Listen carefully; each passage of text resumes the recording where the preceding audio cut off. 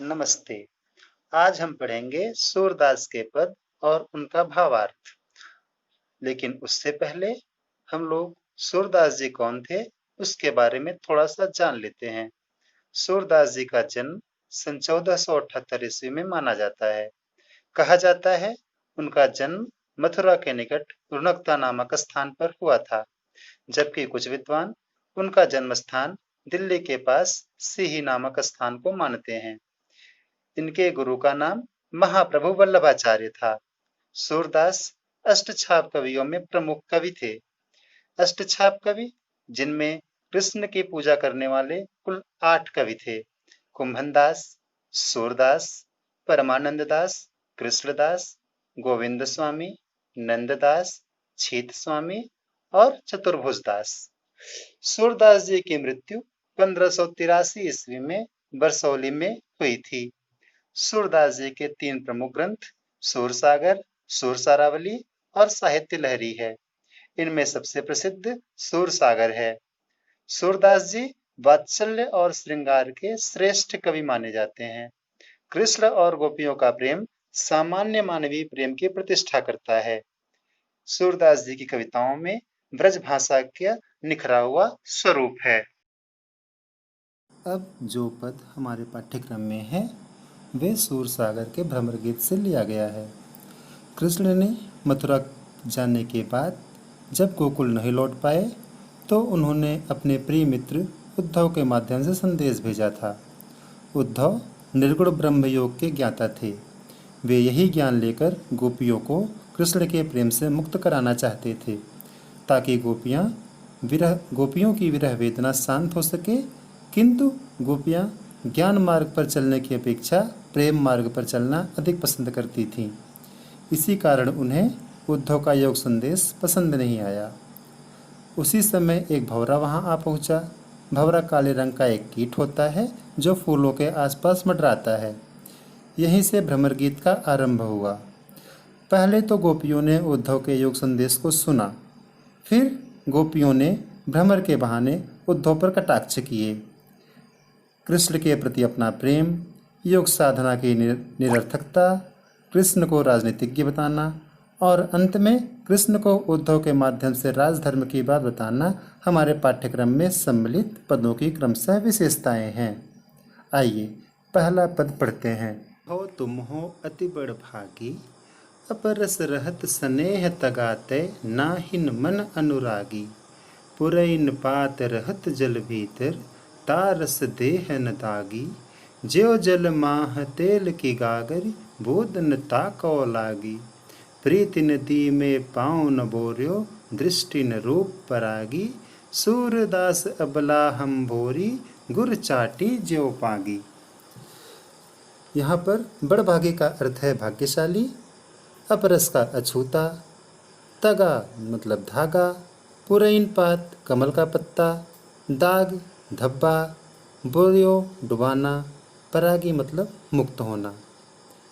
आइए अब भावार्थ जानते हैं। प्रस्तुत पद में गोपियों ने उद्धव पर व्यंग करते हुए उनसे कहा, आप तो बड़े भाग्यशाली हैं जो प्रेम के बंधन में नहीं बंधे और न ही आपके मन में किसी के प्रति अनुराग उत्पन्न हुआ। गोपियों ने उद्धव को भाग्यशाली कहा क्योंकि जो प्रेम के बंधन में नहीं बंधा उसे विरह की वेदना का भी पता नहीं चलता। जिस पीड़ा से गोपियाँ गुजर रही हैं उसे उद्धव कतई नहीं समझ सकते हैं। गोपियाँ आगे कहती हैं, जैसे पानी में कमल का पत्ता रहता है, उस पर पानी की कोई बूंद नहीं ठहरती है, जैसे तेल से भरी हुई मटकी पर भी जल की बूंदें नहीं ठहरती हैं, उसी प्रकार हे उद्धव जी आप भी हैं, जो कृष्ण की प्रेम रूपी नदी में पांव तक भी नहीं डुबा पाए। अर्थात श्री कृष्ण प्रेम की नदी हैं और आप कमल के पत्ते या तेल की मटकी की तरह उनके प्रेम से अछूते रहे।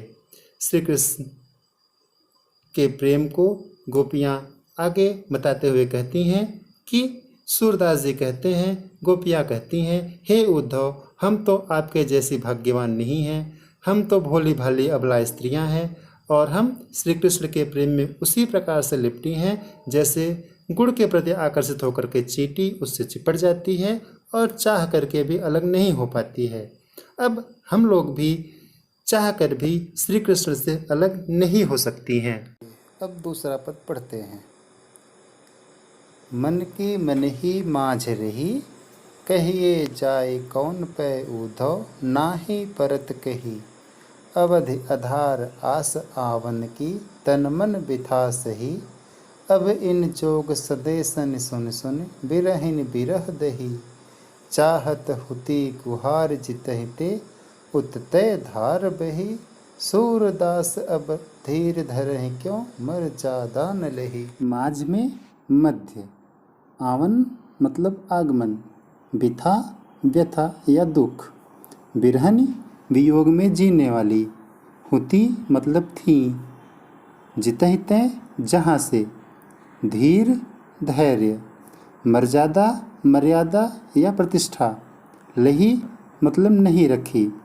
आइए अब अर्थ जानते हैं। श्री कृष्ण के वियोग में गोपियाँ किसी के सामने अपना दुख व्यक्त नहीं कर सकती थीं। वे उद्धव से अपने मन की दशा का वर्णन करते हुए कहती हैं, हे उद्धव, हमारे मन की इच्छाएं तो हमारे मन में ही रह गई। हम श्री कृष्ण के वियोग से इतनी दुखी हैं कि हम अपनी दुख की बात किससे जाकर कहें, हमसे तो किसी से कुछ कहा भी नहीं जाता। श्री कृष्ण कुछ समय बाद वापस आएंगे, हम इसी आशा के साथ तन और मन से कष्ट सह रहे थे, लेकिन अब उनके द्वारा भेजा गया आपके माध्यम से यह योग संदेश सुन सुन करके हमारे अंदर की विरहाग्नि और अधिक जल उठी है। इस कष्ट की घड़ी में हम जिसे अपने सहायता के लिए पुकारना चाहती हैं, उसी ने तो हमें यह कष्ट दिया है।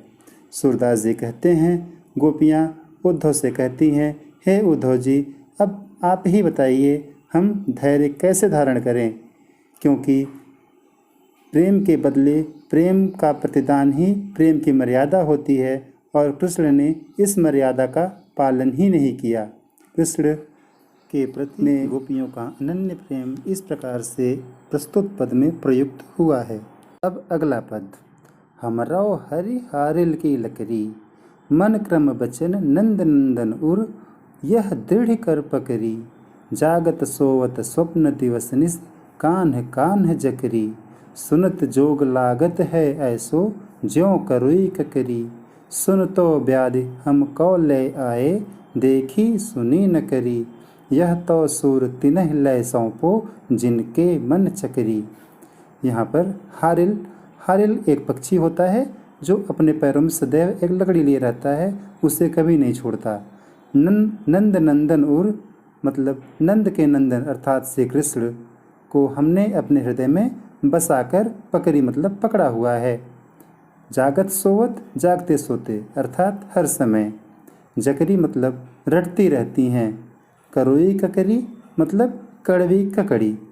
व्याधि रोग। करी मतलब भोगना। तिनहि उनको। मन चकरी मतलब जिनका मन स्थिर नहीं रहता है। अब भावार्थ जानते हैं। गोपियाँ श्री कृष्ण के प्रति अपने एकनिष्ठ प्रेम में दृढ़ विश्वास प्रकट कर रही हैं प्रस्तुत पंक्तियों में।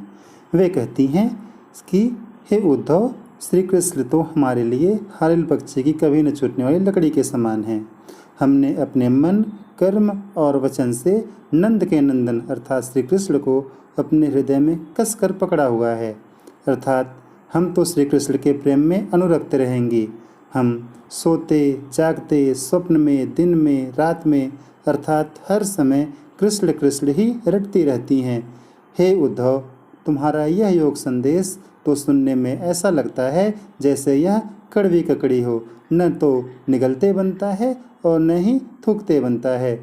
आपका यह योग संदेश तो उस योग रोग की तरह है जिसके बारे में न तो हमने कभी देखा है, न तो हमने कभी सुना है और न ही कोई आचरण किया है। यह पीड़ा पहुंचाने वाली वस्तु जो हमारे लिए लाए हैं, यह हमारे लिए अनुपयोगी है। सूरदास जी कहते हैं, गोपियाँ कहती हैं, हे उद्धव, आप अपना यह योग संदेश ले जाकर उन्हें सिखाइए जिनके मन चक्री की तरह हमेशा घूमने वाले हैं, अर्थात जिनका मन उनके वश में नहीं है।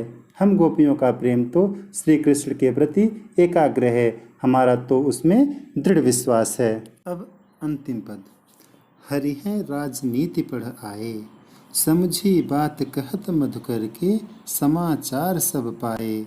एक अति चतुर हुते पहले ही, अब गुरु ग्रंथ पठाए। बड़ी बुद्धि जानी जो उनकी, जोग संदेश पठाए। ऊधो भले लोग आगे के, पर हित डोलत ढाए। अब अपने मन फिर पई हैं, चलत जो हुते चुराए। ते क्यों अनीति करे आपुन, जे और अनीति छुड़ाए। राज धर्म तो यह सूर, जो प्रजा न चाहि सताए। मधुकर मतलब भौरा। उद्धव के लिए गोपियों द्वारा यहाँ पर मधुकर संबोधन प्रयुक्त हुआ है। एक मतलब एक, हुते थे, पठाए मतलब भेजना, परहित मतलब दूसरों के कल्याण के लिए, फिर मतलब फिर से, पाई हैं पालेंगी, अनीति मतलब अन्याय। आइए अब भावार्थ जानते हैं।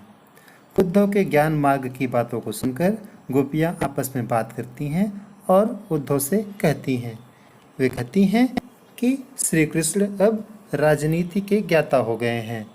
हम हे मधुकर, आपके द्वारा कही गई बात को समझ करके भली भांति जान गई हैं कि श्री कृष्ण ने यह समाचार क्यों भेजा है। एक तो वह पहले से ही बहुत चालाक थे, अब वह चतुराई में पूरे गुरु हो गए हैं। यह उनकी बढ़ी हुई बुद्धि का ही परिणाम है, जो उन्होंने हमारे लिए योग का संदेश भिजवाया है। उद्धव जैसे लोग तो दूसरों की भलाई के लिए आगे चलने वाले लोग हैं। हे उद्धव जी, अब आप उनसे जाकर के कहिएगा कि जाते समय जो वे हमारा मन चुरा कर ले गए थे, वह मन हमें वापस कर दें। जो दूसरों के साथ अन्याय करे, उसे न्याय करने का कोई अधिकार नहीं है। सूरदास जी कहते हैं, गोपियाँ कहती हैं, राजा का यह धर्म होता है कि वह प्रजा को न सताए, किंतु श्री कृष्ण ने गोपियों को इस तरह दुखी करके और सताकर राजधर्म का पालन नहीं किया है, अतः गोपियाँ व्यथित हैं।